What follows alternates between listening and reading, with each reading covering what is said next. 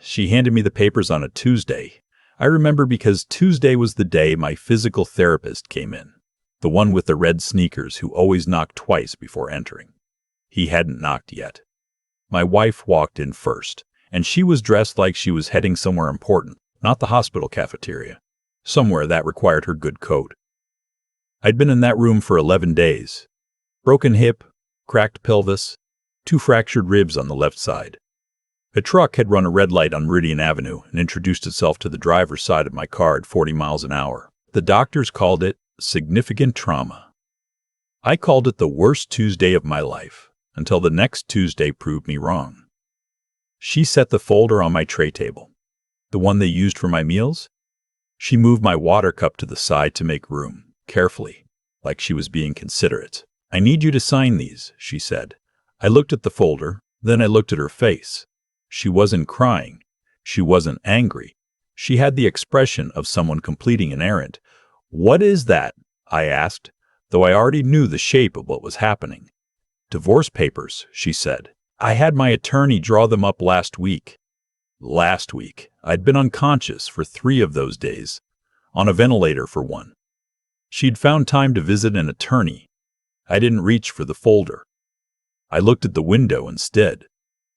It was November and the sky outside was the color of old concrete. A bird landed on the ledge, looked around like it had made a mistake, and left. "You want to do this now?" I said. Not a question, a confirmation. "There's never a good time," she said, "and I've been thinking about this for a while."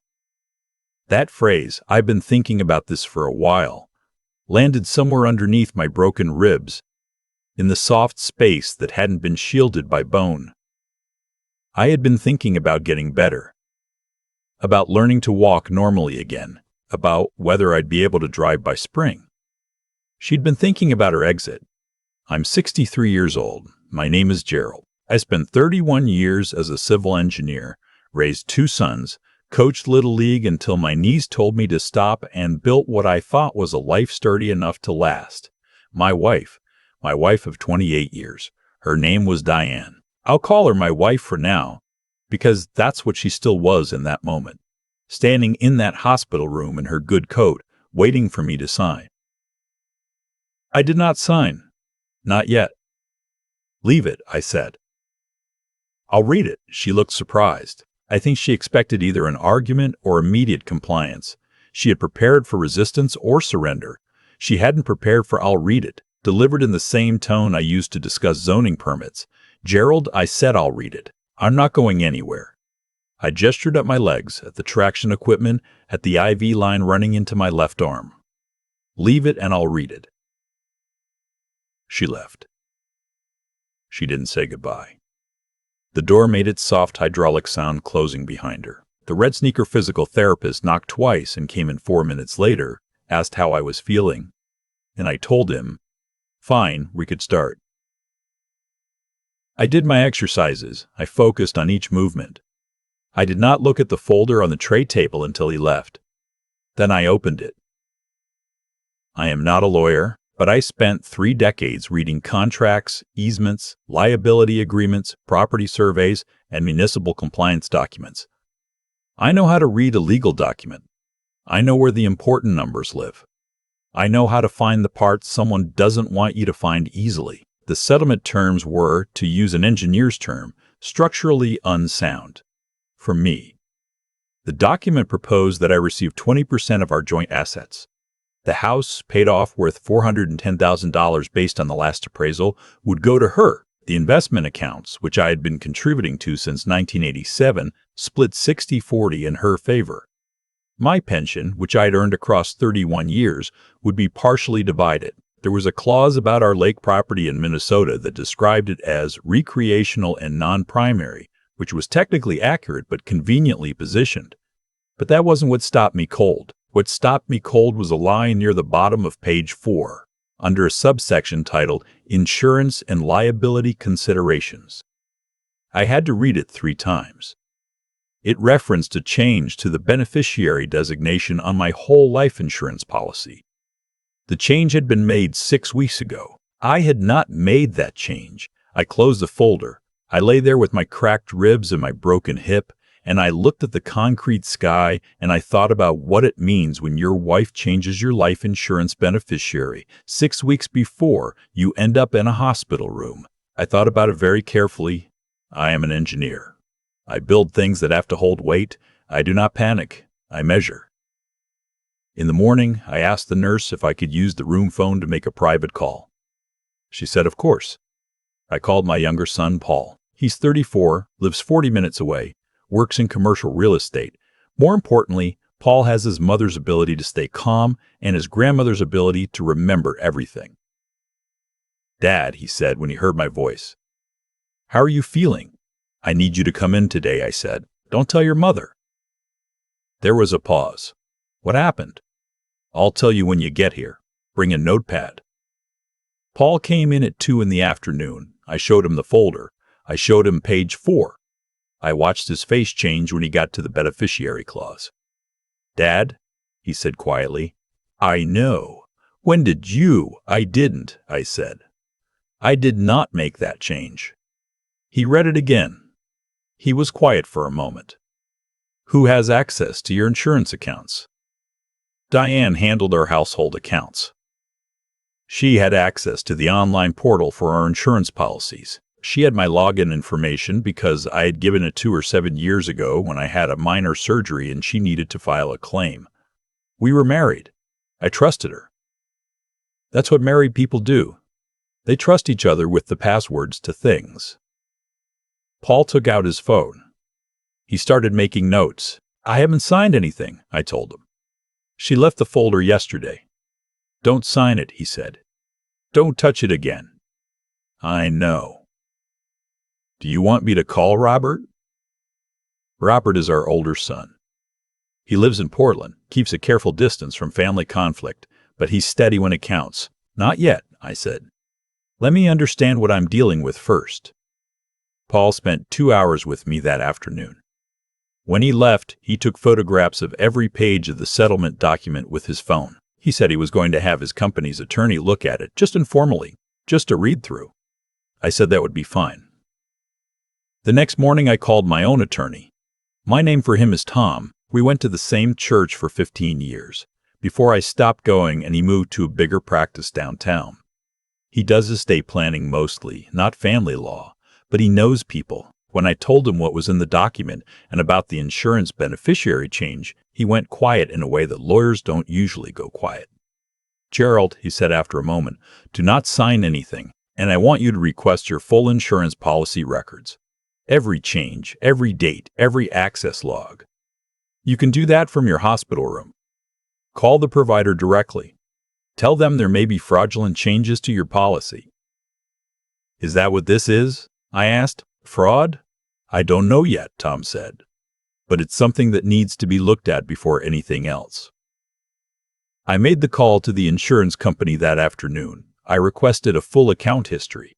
I requested the date and method of every change made to my policy in the last 12 months. The representative was professional and calm. She said I would receive the records within 3 to 5 business days. 3 days later, the envelope arrived at the hospital. Paul had come back to be there when it came. We opened it together. The beneficiary change had been made 8 weeks ago, not 6, as stated in the settlement document. 8. It had been made through the online portal from an IP address that, when Paul looked up, resolved to our home network. It also had been made 4 days before my car accident. I want to say something clearly here because this matters. I am not a suspicious man by nature. I gave 31 years to work that required precision and responsibility. I coached children's baseball. I built a deck in the backyard that is still standing 20 years later. I believed, genuinely believed for 28 years, that the woman I married was my partner. What I am saying is this. This was not a conclusion I jumped to. This was a conclusion I arrived at slowly, reluctantly, and only after the evidence left me no other road. When Paul left that evening, I lay in the hospital bed and I thought about the accident. It was a clear morning. Dry roads. I was driving a route I had driven 400 times. The truck ran the light. The police report said the driver was at fault. There was no question about that. And yet, The beneficiary had been changed 4 days before. I called Tom again the next morning. I read him the dates. There was a longer silence this time. "I'm going to refer you to someone," he said. "A family law attorney named Susan Park. She handles complex asset cases. I'm also going to suggest that what you told me about the timeline of that beneficiary change may be relevant to more than a divorce proceeding." I understood what he was not saying directly. "Set the appointment," I told him. I met with Susan Park via phone call while still in the hospital. She had reviewed the documents Paul had photographed. She asked me questions for 45 minutes, systematic and precise, like an inspector walking a structure. She asked about our finances, our property, our accounts, the history of the marriage. She asked about my health history of the marriage. She asked about my health history. She asked whether Diane knew I was speaking with an attorney. "No," I said. "Good," she said. "Keep it that way. Don't sign the papers. If she asks, tell her you're still reviewing them." "And the insurance beneficiary change?" "I've already spoken with Tom about that," she said. "There are people who need to look at this. It may take some time. But Gerald, you need to understand something. If you had signed those papers immediately, as she apparently expected you to, you would have settled your entire estate on unfavorable terms before anyone had a chance to look at the timeline of that policy change." I let that sit for a moment. She continued. "The settlement she presented would have locked in asset division and, in many states, significantly complicated any subsequent claims you might make. It was structured, and I want to be careful here because I'm still reviewing, but it was structured in a way that benefits one party significantly in the event of your death or incapacitation. I have been an engineer for 31 years. I know what it means when something is structured a certain way. Things don't get structured by accident." "What do I do now?" I asked. "Right now? Rest. Heal. Let me work. Don't sign anything. Don't discuss this with Diane. Don't let her know what you know. If she pushes for the papers, tell her you want your own attorney to review them first. That's your legal right." I thanked her and hung up. Diane came back 4 days later. She was dressed well again. She asked how I was feeling, and I said better. She asked about physical therapy, and I said it was progressing. She made small talk with the ease of someone who has practiced making small talk as a strategy rather than a warmth. I had not noticed that about her before. Or perhaps I had noticed it and filed it somewhere I didn't have to look at. Then she said, "Have you had a chance to look at the papers?" "I have," I said. "And?" "I'm having my attorney review them." Her expression shifted, not dramatically. Diane is not a dramatic person. But it shifted. Something behind her eyes made a small calculation. "You don't need an attorney for this," she said. "It's straightforward." "I'm sure it is," I said. "But I'm 63 years old with a broken hip and cracked ribs, and I think I'm entitled to have someone look things over before I sign." She didn't push further that day. She left after another 20 minutes of careful conversation. At the door, she said she hoped I'd feel better soon, and I said thank you, and the door made its soft sound behind her. I had a lot of time to think in that hospital room. 11 days became 17. I learned the patterns of the floor, which nurses worked, which shifts, when the cleaning crew came through, the particular quality of light at 4 in the afternoon through that north-facing window. I thought about 28 years of marriage the way I'd think about a building I'd designed, looking for where the load had been misplaced, trying to identify when the foundation had started showing stress. I thought about things I had not let myself think about clearly before. Diane's extended business trips in the last 3 years to a regional sales conference that, when I had once looked it up casually, didn't seem to run as often as she attended it. The weekends she spent with her sister in Cincinnati, her sister who, I happened to know from a Christmas card 2 years ago, had moved to Scottsdale. Small things. The kind of things you file away without examining because you trust the structure you've built. I was discharged on a Thursday, 22 days after the accident. Paul drove me home. He had already, quietly and efficiently, done several things I had asked him to do. He had made copies of financial documents. He had spoken with Susan. He had, through his own real estate connections, run a quiet title search on 2 properties, including the lake house in Minnesota. What the title search on the Minnesota property showed was that there had been an attempt, not completed but initiated, to add a second name to the deed. The attempt had been made through a title company 6 weeks before my accident. It had not been completed because of a procedural issue with the notarization. It had been initiated by Diane. The second name was not mine. It was not one of our sons. I won't say the name here. It's not important to the story. What is important is that I came home to the house I had lived in for 24 years, sat down in the kitchen, and looked at the room where I had eaten breakfast for 2 decades. The Kofi bot. The window over the sink. The calendar on the refrigerator with my physical therapy appointments written in my own handwriting. And I understood, completely and finally, that the life I had thought I was living had not been the life I was actually living. Not for some time. I did not cry. I want to be honest about that. I'm not a man who cries easily, and I'm not going to perform grief I didn't feel in the way people expect. What I felt was more like the quiet that comes after a long noise stops. A kind of clarifying silence. Diane was not in the house. She had moved, during my hospitalization, to what she described in a text as temporary accommodations. She had taken certain things. I noted which things. Susan had advised me to document everything present and missing.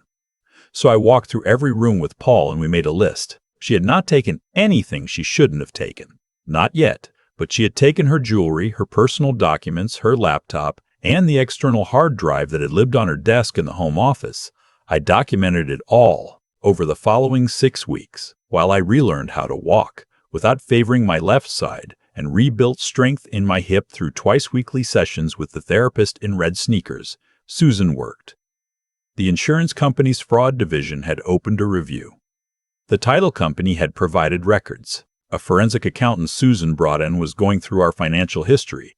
What they found, assembled carefully over those weeks, was a picture, not a complete picture. These things are rarely complete, but enough of one. Money moved from our joint investment account, over the course of 14 months, to an account I had not known existed, an amount small enough to avoid triggering automatic alerts. Approximately $62,000 in total. The beneficiary change, the title maneuver on the Minnesota property. I was asked, at one point, whether I wanted to pursue criminal charges. I thought about it for several days. I'm not going to tell you what I decided, because that part of this story belongs to lawyers and courts, and a process that doesn't need my narration. What I will tell you is that I made the decision I made deliberately, with full information, and I'm at peace with it. What I will tell you is what happened with the divorce. Susan negotiated. She is exceptionally good at her work. The settlement that was eventually reached, and this took 4 months, and it was not a pleasant 4 months, bore no resemblance to the document Diane had placed on my hospital tray table. The house was sold. The proceeds were divided. The investment accounts were divided properly, with the diverted $62,000 accounted for. The Minnesota property went to me. My pension stayed whole. I'm not going to say I won, because divorce is not a game, and there are no winners in the real sense of that word. I lost 28 years of a particular understanding of my life. I lost the version of Diane I had believed in. Those are real losses, and I won't minimize them. But I did not lose the things she had intended me to lose. I did not lose them because I did not sign those papers in the hospital room on that second Tuesday. I live alone now, in an apartment with good light and a view of a small park. I walk every morning. 3 miles, sometimes 4 if my hip is feeling cooperative. Paul visits often. Robert came out from Portland last fall and we spent a week at the Minnesota Lake House, fishing badly and talking more than we had in years. I am 63 years old. I have, according to my doctor, a strong heart and reasonable cholesterol and the bone density of someone who should not have survived that accident as cleanly as I did. I have 2 sons who showed up when it mattered. I have a physical therapist with red sneakers who told me on my last session that I had done the work and the work had paid off. I have come to understand more reserves than I knew. The folder sat on my hospital tray table for 11 days before Diane came back to ask about it. I never let on what I had found. I never raised my voice. I never accused. I simply said, each time she asked that I was having it reviewed, she expected me to sign immediately. I think she understood, she is not a foolish person, that a man in a hospital bed, in pain, disoriented with no lawyer and no context, would be the easiest version of me to deal with. She was not wrong about any of those conditions. I was in pain. I was disoriented. What she didn't know, what she had apparently not factored in after 28 years, was that I am an engineer. I have spent my entire career building things that hold weight under pressure. I do not make decisions in the middle of a crisis. I gather information. I read the full document. I look at where the load is misplaced. And when I finally do sign something, it is because I understand exactly what I'm signing. The folder is gone now. Filed somewhere in a cabinet in Susan's office, part of a closed case. The tray table in the hospital room has long been used by someone else, held some other patient's water cup. But sometimes, on my morning walk, I think about that Tuesday. The good coat. The careful way she moved my water cup to make room for the folder. The bird on the window ledge that looked around like it had made a mistake and left. I think about the fact that the worst Tuesday of my life gave me the 11 days in that hospital room that I needed. 11 days to read carefully. 11 days to call the right people. 11 days to call the right people. 11 days to understand the structure of what was actually around me. She handed me the papers expecting me to fold. I folded nothing. I just said, "Not yet." And not yet turned out to be everything.